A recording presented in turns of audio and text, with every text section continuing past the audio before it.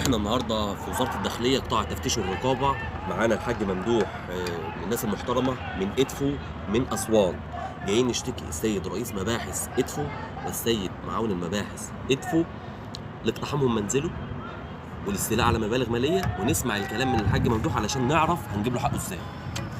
أنا 6/2 دخل عندي رئيس المباحث ومعاون المباحث وآخرين معهم طبعا المخبرين وضباط التعليم، اقتحموا المنزل عندي وفتشوا المنزل وكسروا المنزل واخذوا الهارد بتاع الكاميرات واستولوا على فلوس بتاعتي اتاخذت من جرد الكومودينو. وقعدت في المركز من 6/2 لغاية 8/2 وبعد كده طلعوني. لما جيت طلبت الفلوس دي لفوا بطارية الولدي لمصطفى، شيلوه بندقية وشيلوه حشيش، والأمور ماشية كده في مركز إدفو.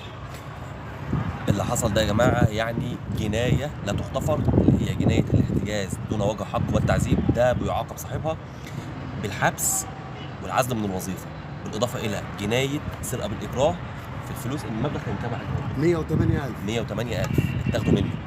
جنايه سرقه بالاكراه والاستيلاء على مال الغير والهارد بتاع الكاميرات والى اخره.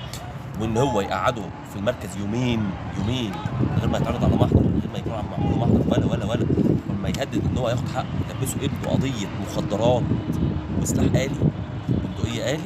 ده ما يرضيش ربنا ولا يرضي السيد وزير الداخليه ولا يرضي اي حد في الوزاره. واحنا ورا حقنا لحد ما الراجل ده اهو ياخد حقه ان شاء الله باذن واحد احد.